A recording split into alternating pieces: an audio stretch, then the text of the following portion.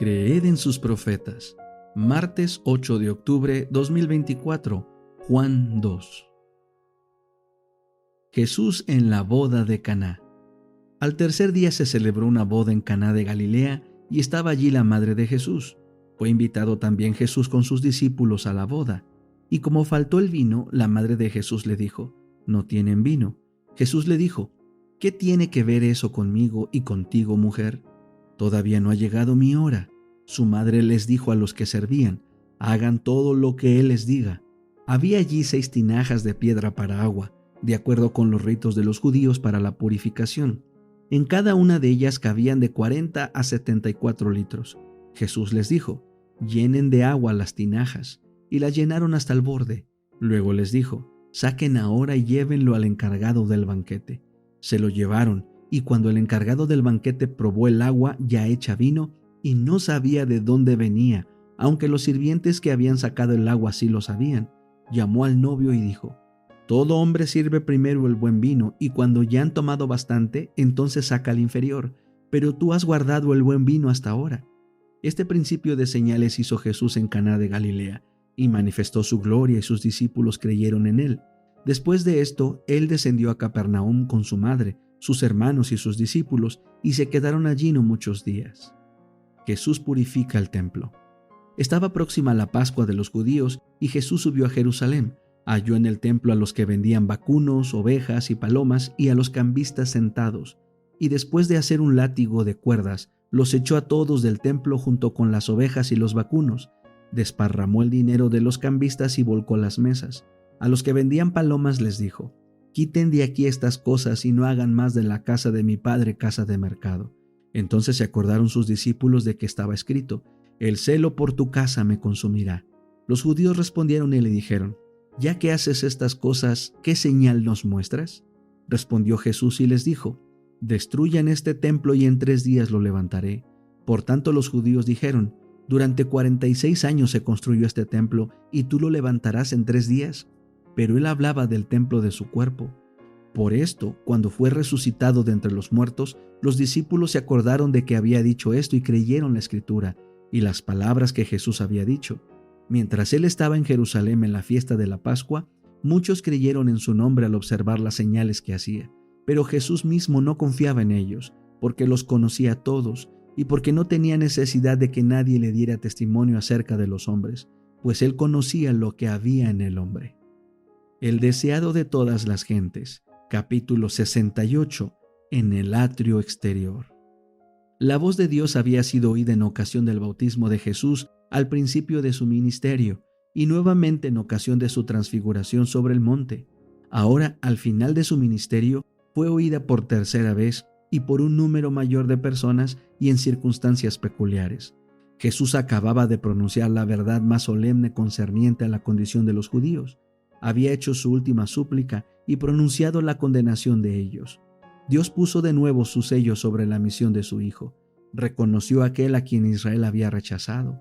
«No había venido esta voz por mi causa», dijo Jesús, «mas por causa de vosotros». Era la evidencia culminante de su carácter de Mesías, la señal del Padre de que Jesús había dicho la verdad y era el Hijo de Dios. «Ahora es el juicio de este mundo», continuó Cristo. «Ahora el príncipe de este mundo será echado fuera, y yo, si fuere levantado a la tierra, a todos traeré a mí mismo». Y esto decía dado a entender de qué muerte había de morir. Esta es la crisis del mundo. Si soy hecho propiciación por los pecados de los hombres, el mundo será iluminado. El dominio de Satanás sobre las almas de los hombres será quebrantado. La imagen de Dios que fue borrada será restaurada en la humanidad, y una familia de santos creyentes heredará finalmente la patria celestial. Tal es el resultado de la muerte de Cristo. El Salvador se pierde en la contemplación de la escena de triunfo evocada delante de él. Ve la cruz, la cruel e ignominiosa cruz, con todos sus horrores, esplendorosa de gloria. Pero la obra de la redención humana no es todo lo que ha de lograrse por la cruz. El amor de Dios se manifiesta al universo. El príncipe de este mundo es echado fuera. Las acusaciones que Satanás había presentado contra Dios son refutadas. El oprobio que había arrojado contra el cielo queda para siempre eliminado. Los ángeles tanto como los hombres son atraídos al Redentor. «Yo, si fuere levantado de la tierra», dijo él, «a todos traeré a mí mismo».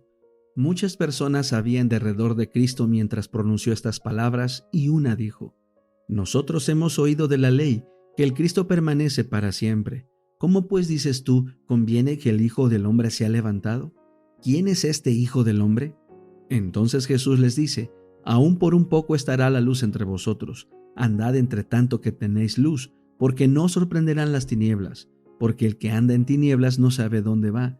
Entre tanto que tenéis la luz, creed en la luz, para que seáis hijos de luz. Empero habiendo hecho delante de ellos tantas señales, no creían en él.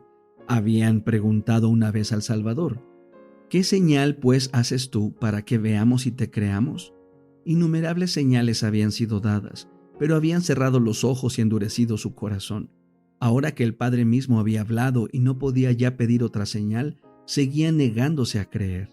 Con todo eso, aún de los príncipes, muchos creyeron en él, mas por causa de los fariseos no lo confesaban, por no ser echados de la sinagoga. Amaban la alabanza de los hombres más que la aprobación de Dios. A fin de ahorrarse oprobio y vergüenza, negaron a Cristo y rechazaron el ofrecimiento de la vida eterna. ¿Y cuántos, a través de todos los siglos transcurridos desde entonces, han hecho la misma cosa?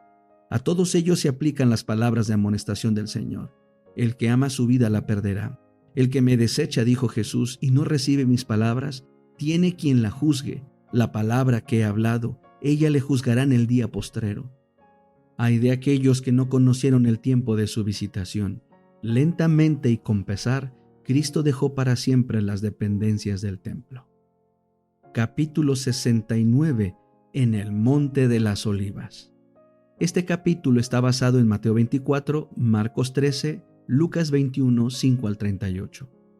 Las palabras de Cristo a los sacerdotes y gobernantes: He aquí vuestra casa os es dejada desierta, habían llenado de terror su corazón. Afectaban indiferencia, pero seguían preguntándose lo que significaban esas palabras. Un peligro invisible parecía amenazarlos. ¿Podría ser que el magnífico templo, que era la gloria de la nación, iba a ser pronto un montón de ruinas? Los discípulos compartían ese presentimiento de mal y guardaban ansiosamente alguna declaración más definida de parte de Jesús. Mientras salían con él del templo, llamaron su atención a la fortaleza y belleza del edificio. Las piedras del templo eran del mármol más puro, de perfecta blancura y algunas de ellas de tamaño casi fabuloso. Una porción de la muralla había resistido el sitio del ejército de Nabucodonosor. En su perfecta obra de albañilería, parecía como una sólida piedra sacada entera de la cantera. Los discípulos no podían comprender cómo se podrían derribar esos sólidos muros. Al ser atraída la atención de Cristo a la magnificencia del templo, ¿cuáles no deben haber sido los pensamientos que guardó para sí aquel que había sido rechazado? El espectáculo que se le ofrecía era hermoso en verdad, pero dijo con tristeza: Lo veo todo, los edificios son de veras admirables. Me mostráis esas murallas como aparentemente indestructibles, pero escuchad mis palabras: llegará el día en que no será dejada aquí piedra sobre piedra que no sea destruida.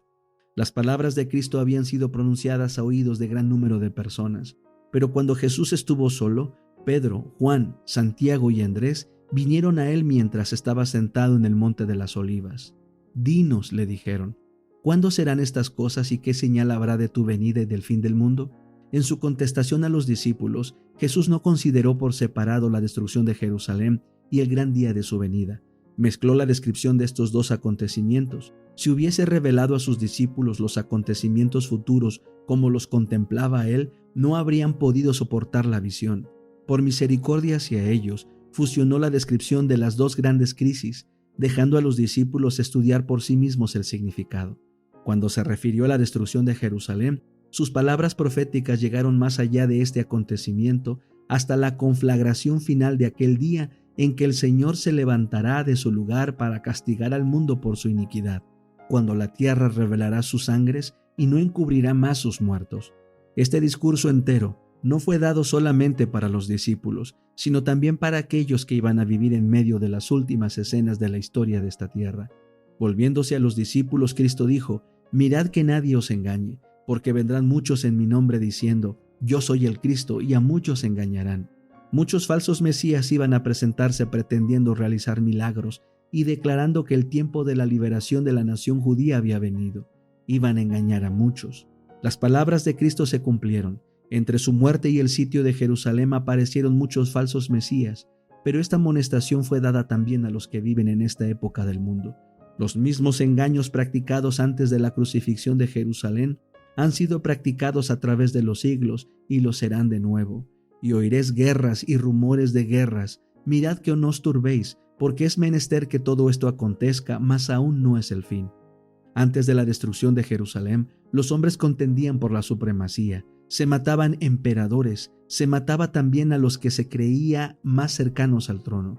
Había guerras y rumores de guerras. Es menester que todo esto acontezca, dijo Cristo, mas aún no es el fin de la nación judía como tal, porque se levantará nación contra nación y reino contra reino, y habrá pestilencias y hambres y terremotos por los lugares, y todas estas cosas principio de dolores.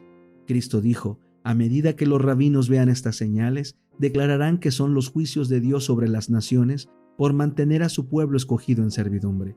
Declararán que estas señales son indicios del advenimiento del Mesías. No os engañéis, son el principio de sus juicios. El pueblo se miró a sí mismo, no se arrepintió ni se convirtió para que yo lo sanase. Las señales que ellos presenten como indicios de su liberación de la servidumbre, o serán señales de su destrucción.